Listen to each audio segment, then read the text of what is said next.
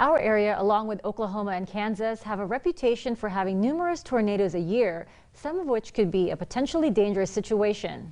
That's right. Fox 44's meteorologist Haley Fitzpatrick explains how tornadoes form in this week's WeatherWise. Heavy, dark, gloomy clouds hang low that dump a ton of rainfall and hail over the area during big severe weather days. Some clouds have the capability to drop a twisting column of air at the base of the cloud.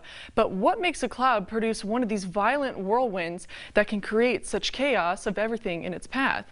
Let's jump right into it. Most tornadoes are spawned by supercell thunderstorms. Supercells are characterized by very persistent updrafts and strong vertical wind shear. But what does that mean?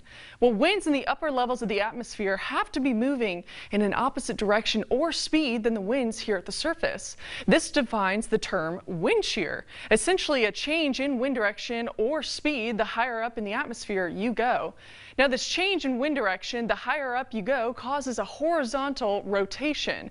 It creates a rolling effect in the air and is one of the biggest key components in the formation of a tornado.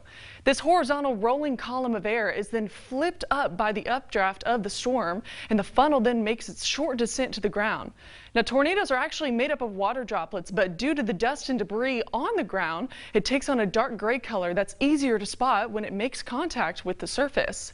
Now, tornadoes are rated on the Enhanced Fujita scale, or sometimes called the EF scale, based on their damage left behind, starting from an EF0 tornado, which has 65 to 85 mile-per-hour wind speeds, all the way up to an EF5 tornado, which has over 200 mile-per-hour winds and can leave behind catastrophic damage. Storm surveyors survey the damage after the storm moves through to declare the strength of the tornado based on its damage left behind.